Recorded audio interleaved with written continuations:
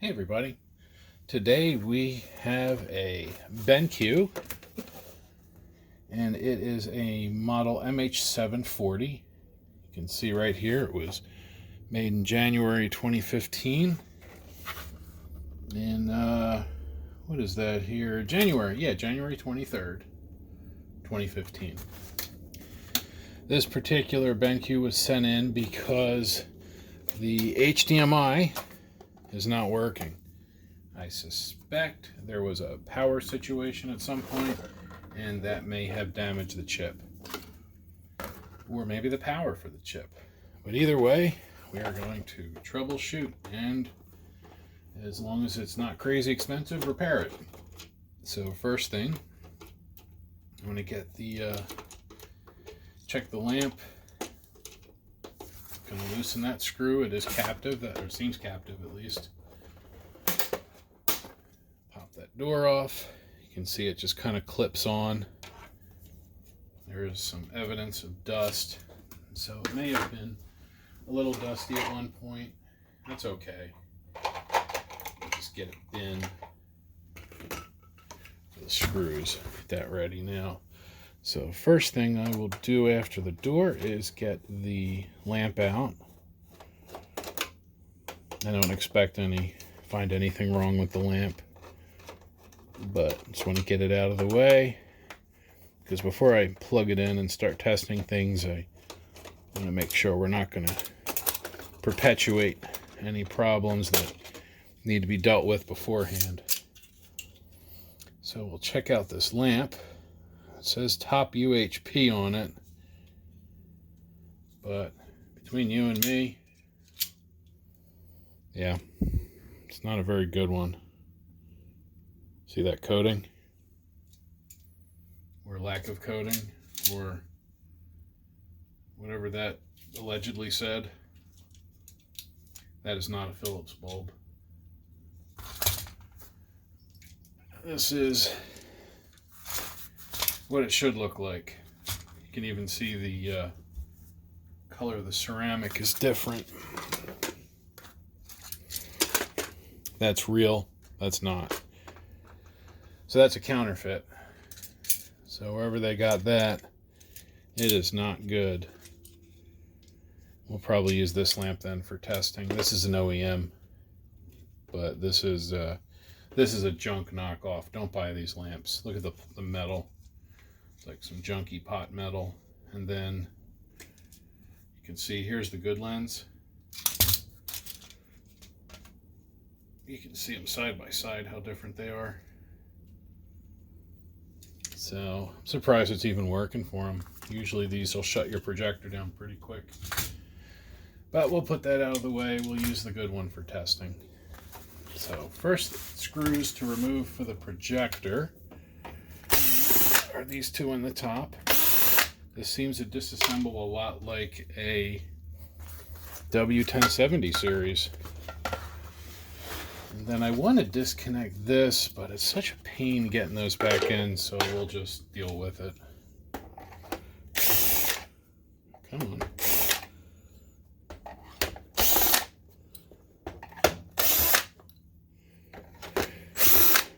You know, this chassis with that long center screw and using that lamp really make me wonder if this is very similar to that TH1060 or the Polyvisions. Just this design, if there's yeah, I'll bet you there is. The way that fan is set up, I'll bet that's the same as this. And this is out of a steel case Polyvision. It's just very curious how many companies all kind of build the same thing. Let's see how they go. I'm trying to figure out if I can just lift that up or not, and I can. We'll unplug that wire. Yeah, this is almost identical to a Polyvision. That's crazy. In fact, let me go get it.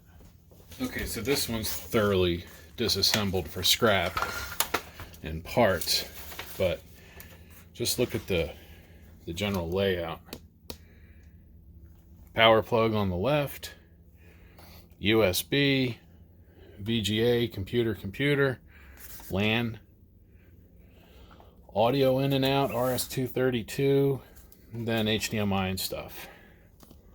You go to this one, power, USB, VGA, audio in and out, RS-232.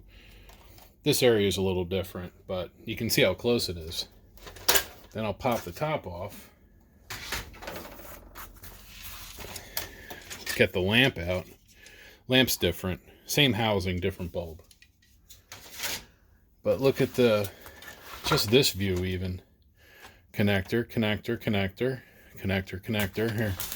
Let's see.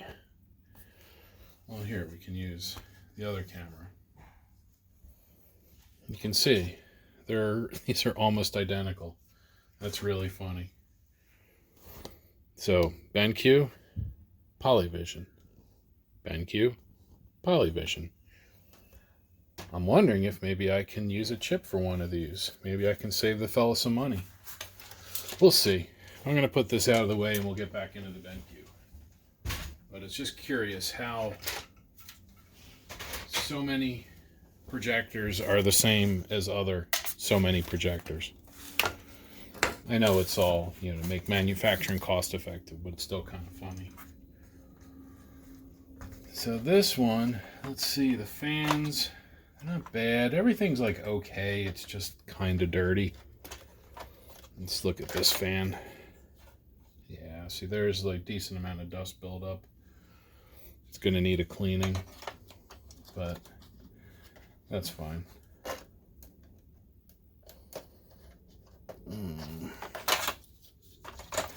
Let's get that. I'm probably gonna have to pull that out anyway when I do get into the HDMI chip, but let's plug the power fan back in. But it does have that same lamp fan. Similar color wheel setup and everything.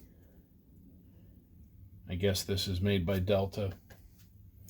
Alright, so then the next step is let's get the shield off so we can actually get to the chips.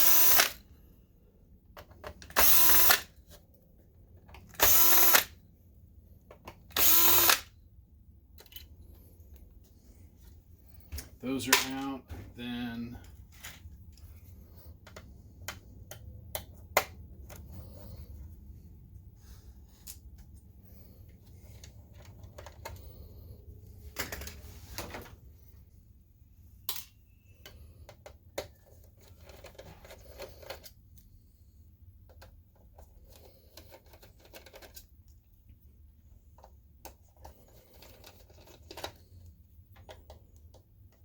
so far I've seen this design used by, let's see, Steelcase, Optima, BenQ, ViewSonic so far. I wonder who else. So we got that shield out of the way. Now we're inside. The HDMI chip is probably underneath. Let me get that Polyvision again, and I'm going to grab the main board out of that, and we're going to look at that first, because it's close enough to this where it'll give me a good enough idea. So let me go get that. I'll be right back. And here's the main board from the Polyvision. You can see it fits just like that. It even has the same screws on the top, which I probably should have taken out before I hit record. But what the heck. I want to investigate the jack panel, the circuit board that has the HDMI plugs, because this uses a cable to connect the jack panel to the main board, and I want to see if there's anything on the jack panel that could have been damaged that could be causing the HDMI issue before I invest in chips. So let's see how different. All right, it's looking a little more different than I want it to look. It's got regulators here. This has all kinds of chips on top. This is a video processing chip. which may, well, that's probably going to this stuff. Let's see, let's find the HDMI chip.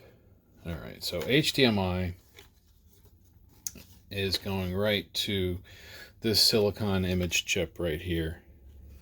So if this has the same chip, I might be able to use that, because we can see the HDMI is right here,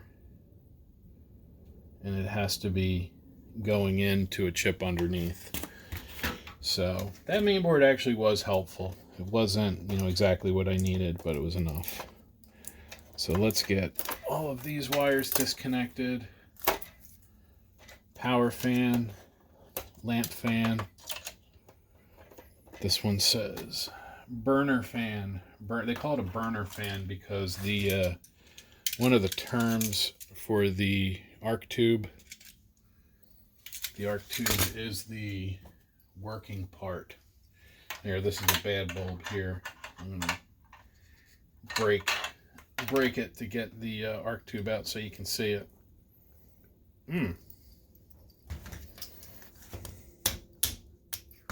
You can see my video on lamps if you really want to see some in-depth info on this. But let's just get this out so that y'all can see what I'm talking about. All right. Come on.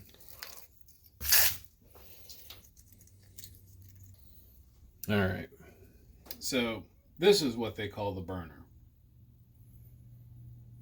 This is what is actually the working component inside a lamp.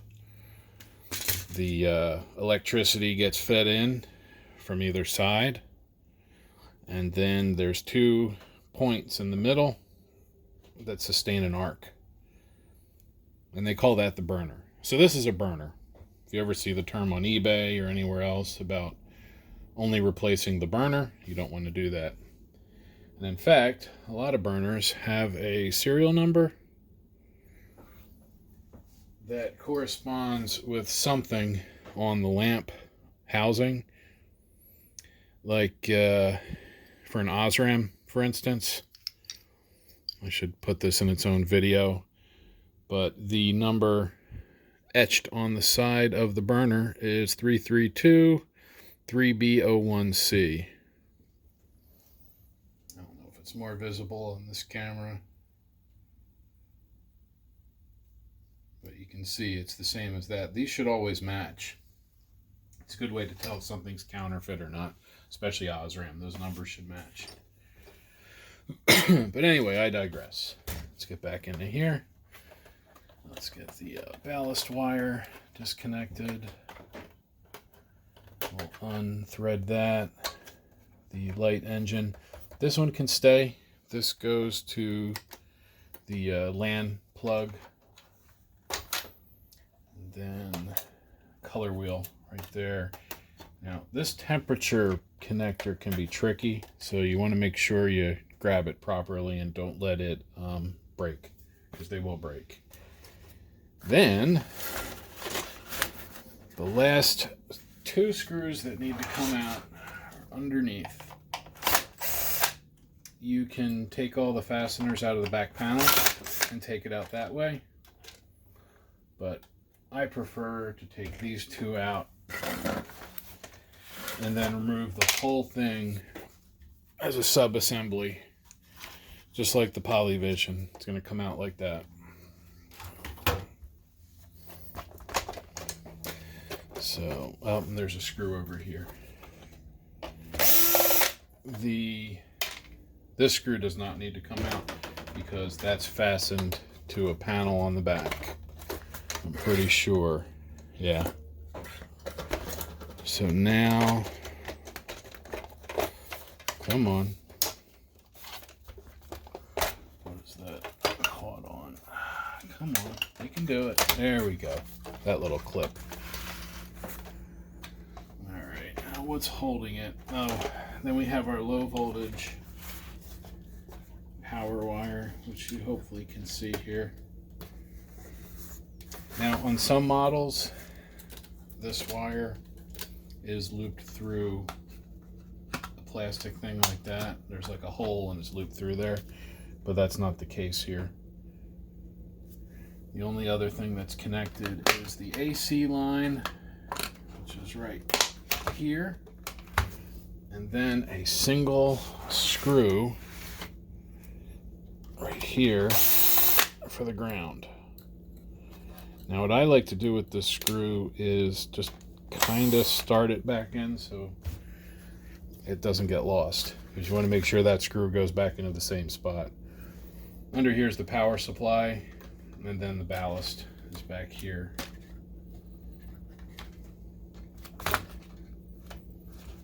All right, so before we go further, let's start looking at what we have here. So we have some ITE chips.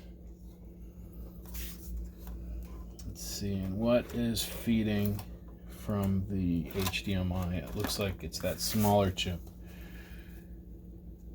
So this is nothing like the Polyvision on this side. You can see that they're similar in many ways, but they're not the same. This part number is 29734654003, and this is 29734000000. So this is a much older version, which makes sense. I'm pretty sure this was made in 2013, and this was 2015, so that makes sense. But now the fun part is we have to figure out what actually took the hit. Was it this chip? Let's get you in there a little better, because this chip gets fed from both of them. So this must be the selection IC, and then I see IC. Then I notice that there are probably HDMI lines going into this chip, and then this chip also has some lines that go to a blank HDMI port, which is curious. Where's the video and everything feed into? Because that's our audio. So audio, we're not worried about this board. We have our VGA, and then we have video down here, so that's got to come over.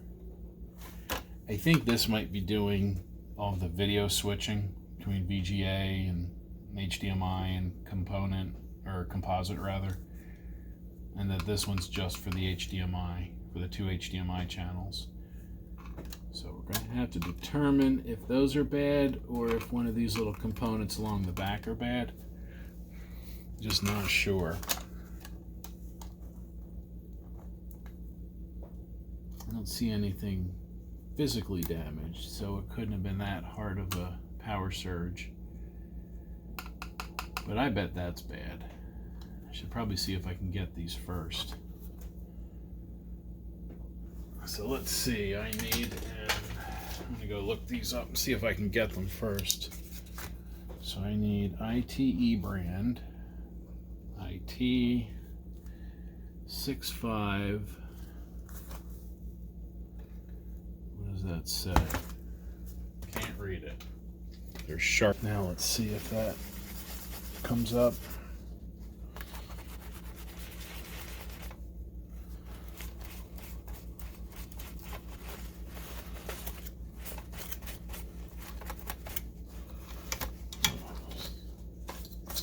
All right, I need to stop cleaning everything, but it just bugs me how dusty the board is.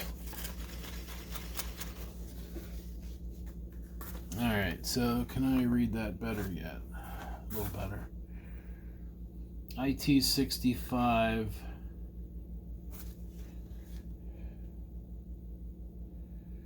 35TE.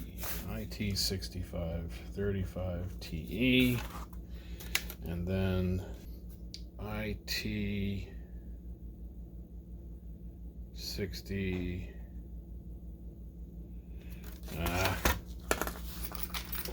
Where the heck is my flashlight? There it is. Alright, so that says IT6633EP. IT6633EP. And that is a 48 pin. And this is a 76 pin. Alright, so I'm going to go look these up. And then I will get right back to you. Alright, so I pulled the data sheet, which we can see here, and I have it oriented the same way as the chip. It's a 64-pin chip. That's a tiny 64-pin chip. That's crazy. But go figure. So I looked at this, and a couple things that jumped out at me. I always usually start here, VCC and VSS. You got VCC over there and VSS, and also over here. So what I like to do is check those to try to find what regulator they go to. And one thing I found, which is quite curious, and hopefully leading me to a true diagnosis. Let's get the meter out here. In fact, let me zoom you guys out so you can see that side a little better. So we're going to go to continuity, and then I'm going to use pin 12. Let's get that into view a little bit so you guys can see it. We're going to check this VCC to ground. So for ground, just going to use the negative side of a capacitor. And it's the 1, 2, 3, 4. It's the 5th pin in. So let's go 1, 2, 3, 4. And I'm on the 5th. Now, interestingly, hopefully you could see that, getting 13 ohms from VCC to VSS or ground, which is wrong. So I was unable to find a schematic for this model, but I essentially just stayed on the VCC.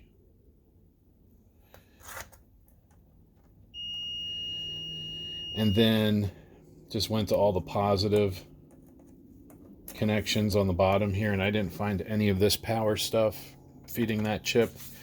So then I thought, let's flip it over and look at the top.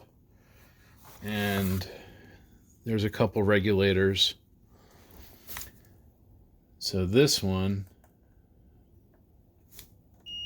okay, this I'm pretty sure is the regulator feeding, because it goes through there, and this is a multi-layer board, so I can't really see, but let's see if I can do this on camera. 1, 2, 3, 4. Oh. Let me find that again. Okay. So if I go here, oh, I'm on ground. Hold on.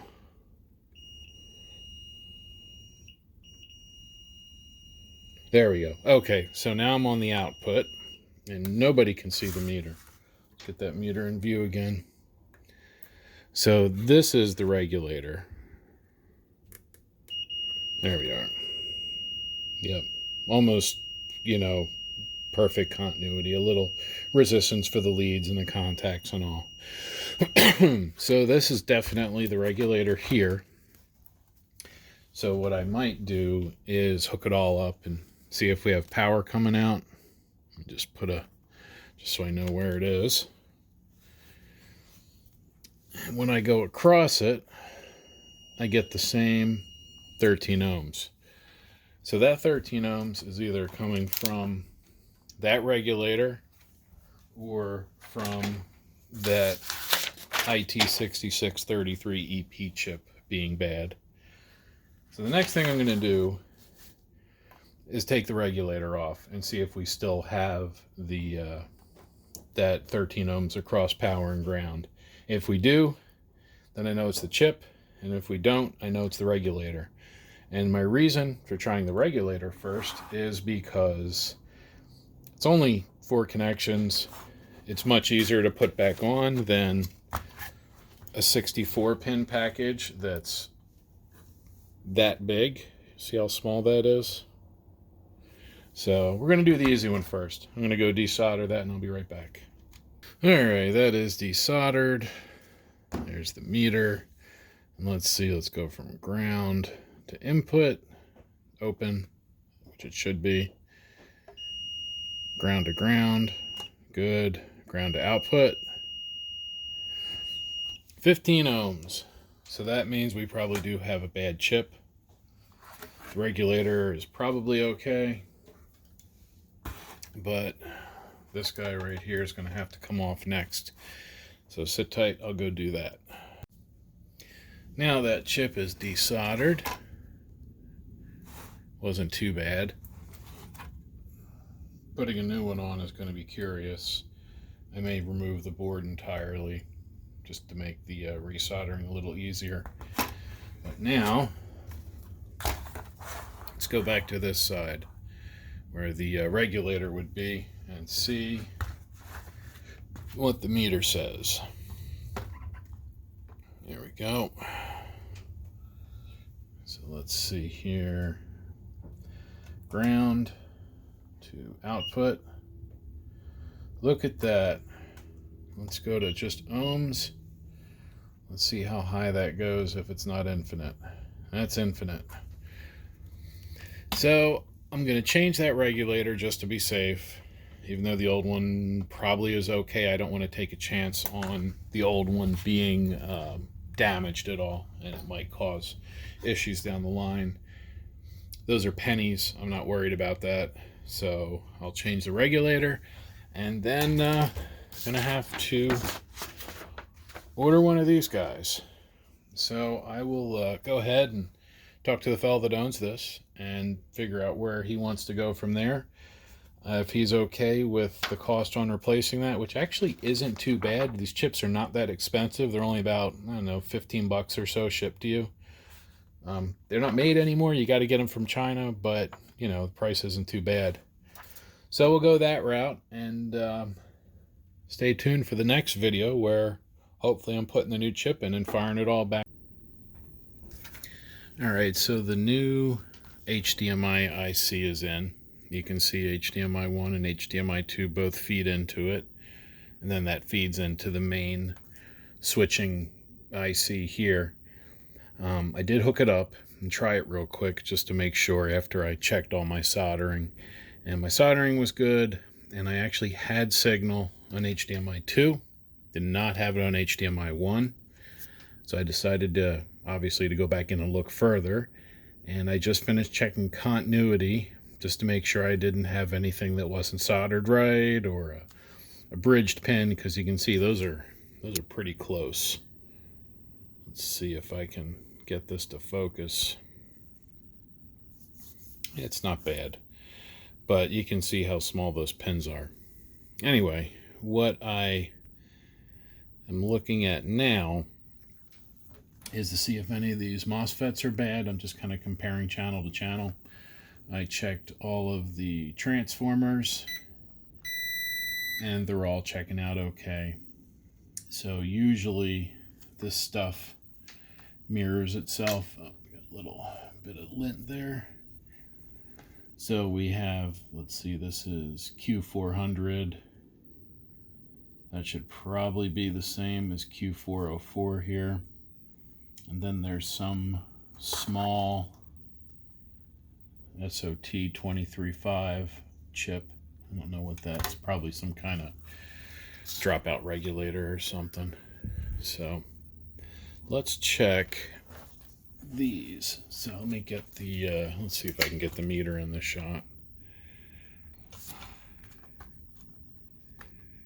Yeah, all right. So let's see. First thing we'll check Q404 so I know what I'm looking at.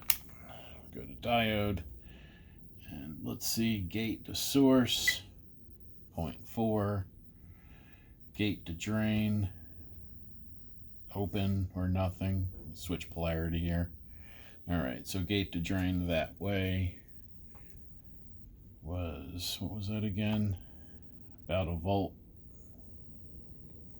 And then gate to source, 0.9, so I was measuring the right way the first time. So let's get those numbers again. Let's see, so gate to drain with negative on the gate, open, and then gate to source is 0.4. So we'll go over to this side, let's go to Q400, gate to drain, 0.4.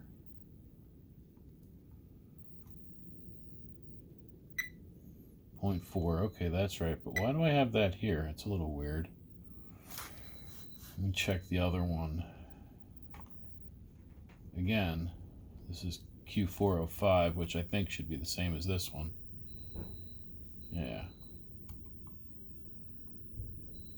Let's check source to drain, 0.5. That's on the good side. Q404, let's go to Q400 again. Oh, wait a minute. Gate to source, I got a dead short on that one. On this guy. I don't know if that's the SOT23 that's shorted. Let's see. Nah. So it looks like that little MOSFET or transistor is bad. Let me go pull that out. I'll be right back. I have replaced the little part. There it is. Here, I'll give you a better view. These are really fun to solder. Let's check this one out of circuit. I have not. I literally just replaced it. I happen to have the right one. Still getting a short, so it must not be that. Something else that it's connected to is shorted. All right. Well, I'm going to remove that again, and then we'll start checking. Can I see here anything? I kind of think one of these little transformers might be shorted, but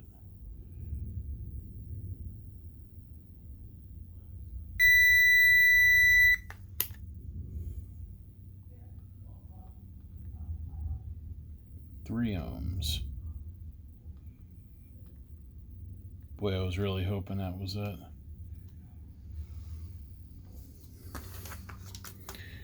And do we see anything in the connector? No, that all looks okay.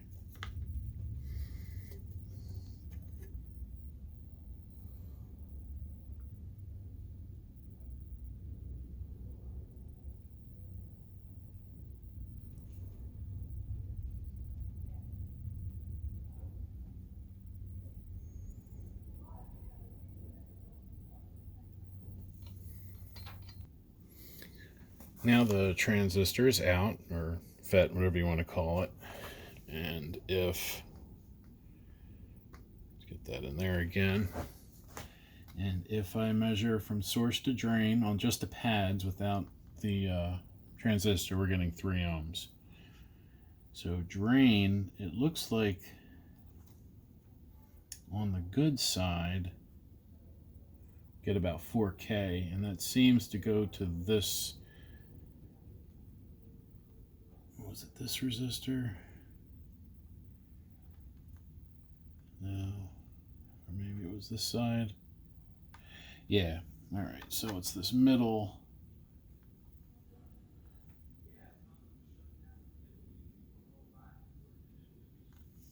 That resistor right there. Now this one, we're getting 3 ohms across it. I don't know if that's it, or if it's something in here. So the next step is to lift that resistor off and see what happens.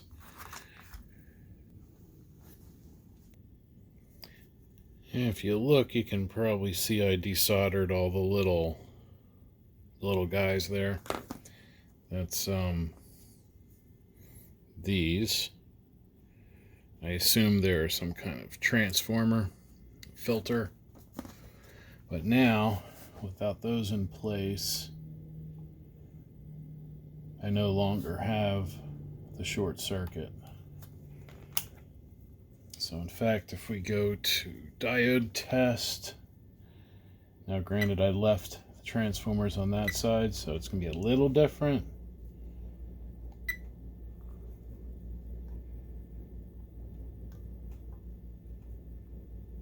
But so far, so good. No 0.481, 0.50. Okay, looking better. So these are probably no good. I'm going to see if I can find these. I might have an old board with some on it. I'm going to go look real quick. And what do you know, being a pack rat does pay off. There was this chip was here, and I pulled it off just in case I needed it. This only has one HDMI and one display port. You can see where this would have display port, but it probably doesn't have the software. But more importantly, got those guys right there. So I'm going to see if I can switch those out, and I'll be back. And maybe you can see from there. Come on, autofocus. There we are. So I got those guys all replaced, those ones from the donor. And the measurements seem to be in order. Let's see. So on the good side, I'm going to go source to drain, 5.5K. On the repairing side, 5.5K. Okay, I like that. I already went through and checked for short circuits on my soldering there. Soldering these is a real pain. Someday I will record the soldering, but not today because it's really hard to record and do it properly, and doing it properly is more important to me, honestly, than recording it. So let me plug this in and set it up so we can test it. And now that it's running, you can see, hopefully it won't start flickering, but you can see I have YouTube video running here. If you guys don't watch this channel, 805 Road King, let's get the name in the picture there. There he is. All right, there. Make sure you give him a subscribe. His channel's great. I love his channel.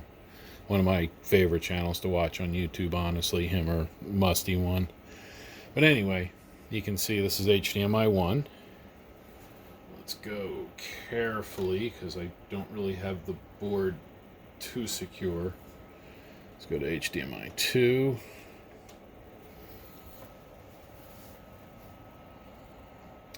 And I think we're in good shape as soon as we get a picture up here.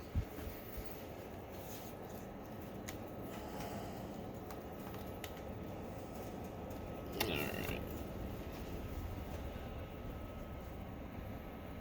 And then we have a picture. Ta-da! So this is good. I'm going to shut this down and put the back panel on. I'm going to put all this back together. I have the audio and LAN not connected. The other jacks, nothing on the back is connected really. I just have the AC wire going in to power it. So let me disconnect the HDMI. Oh, and just something to mention. As an aside, I was trying to use this cable to test, and it's not, pardon me, it's not working at all. I thought I had a problem with my repair, and I had this little cable, this short little jumper that I knew was good because I've used it before. So I tried this one and everything worked. And I think this cable actually was used for something else where a device seemed like it didn't work. So now I'm wondering if this cable is really an issue.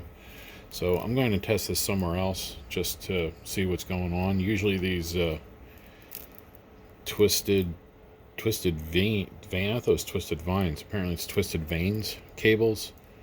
Usually are fine.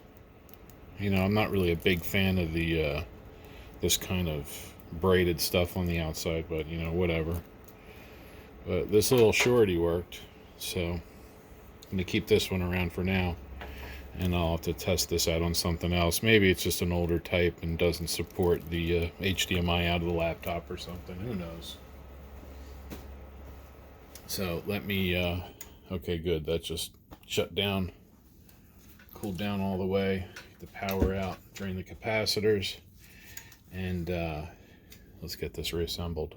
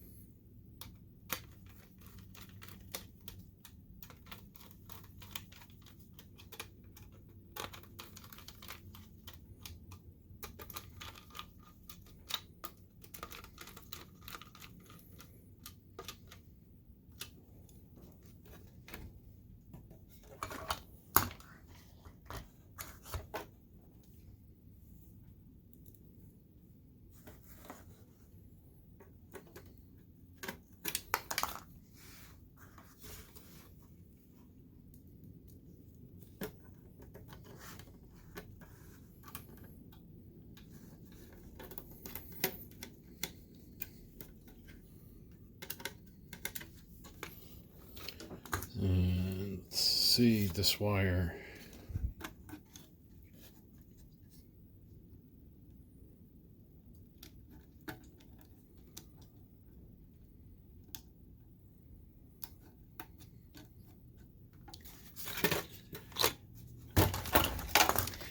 Now we can reassemble the rest of the main board so that I can get this set up to do a real long-term test.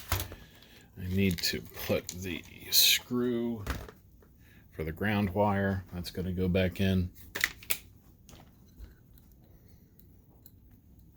That goes, let me see if I can do it so you guys can see it. The double camera that I did for the first part of this is going to be discontinued temporarily until I can figure out how to get my PC to edit it properly. I am having a hard time getting my PC to stay in sync when I try to edit the two different sets of footage together. I have a decent machine. I just am not sure if it's a setting or if, you know, I need more RAM maybe. I mean, I have 32 gig, but you know, it's a little older i7. It's about a 3-year-old i7 with 32 gig of RAM, and I'm pretty sure it was editing properly, so I gotta see if maybe my VSDC software needs updating or if I changed a setting without realizing it. If anybody has any recommendations on editing software that's not too ridiculous, like I don't, you know, need to do effects, y'all watch my videos and see what I need to do. So anybody out there has any suggestions, I am definitely open. So let's get the low voltage power wire reconnected. I have to reach under for that. Okay, this is good. Just pull these guys back out of the way, and then line it up. Clip the sides back in. That's good. So I'm going to get these wires plugged back in, and then we'll put some screws in to keep the board from shaking and pulling its connection apart. Oh, looks like I pushed my color wheel wire down. Come on. Here it is. It was hiding. I thought it saw coronavirus, so it ran away.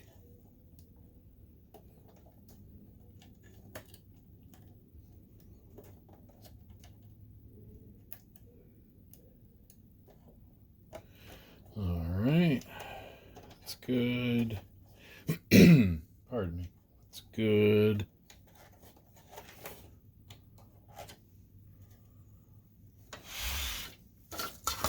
Okay, those are all in. Get my little bag of screws.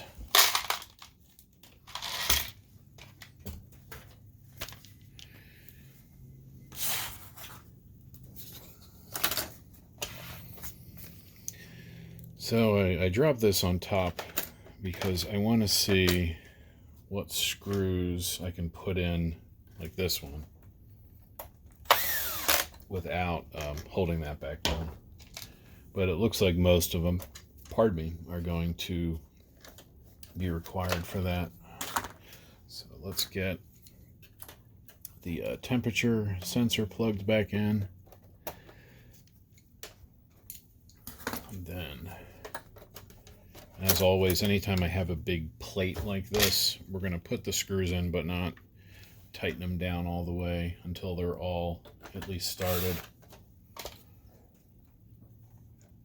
Because you do have some wiggle room, and with the little guys on the back here, they can be kind of unforgiving if you don't have this all in the right spot. So I'm going to put these in and just start them a couple turns so that you can wobble that about until we put these in. Then we'll tighten it all down.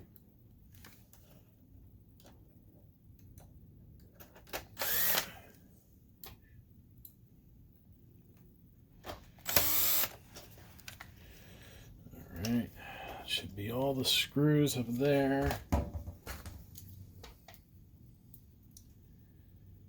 Then the little guys for the back.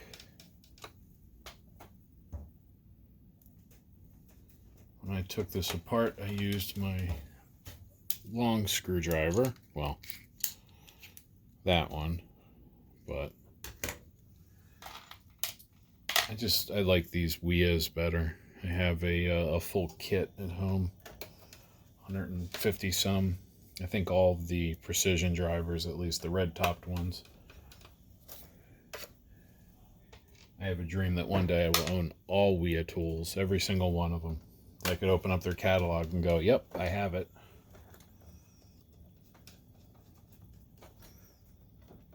And now I can tighten these. Tighten the small ones first. And then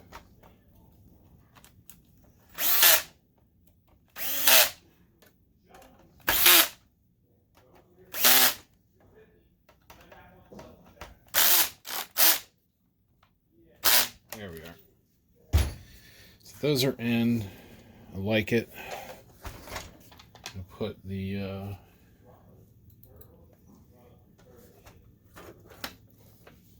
these in the bottom. Oh, and I should point out there's actually two different lengths of coarse thread screws. Let me see if I can.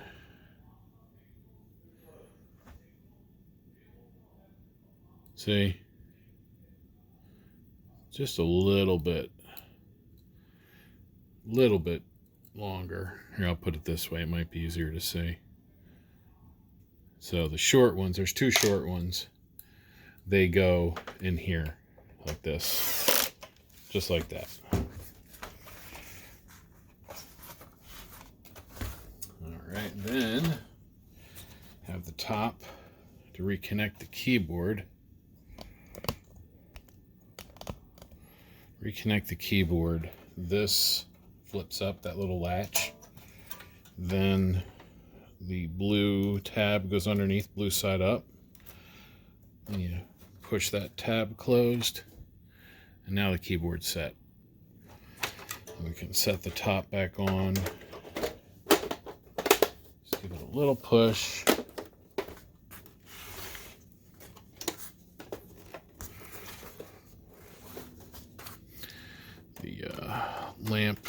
door screw. Put that out. Gotta watch if that's pushed in. You can kind of see it in there. It was not letting the door sit down. The reason I have this off now is I want to put these two machine screws right there, and there. Those are the only two case screws I'm going to put in yet, because I want to make sure it runs well and make sure I don't have to take the top off again. And if I put all the screws in without running it first, the rule of repair says that it won't work.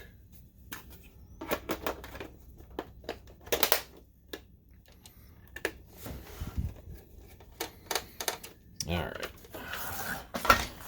So for now, I'll set those case screws over here.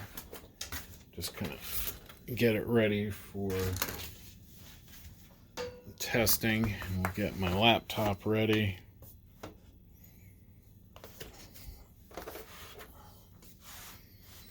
And let me get it set up.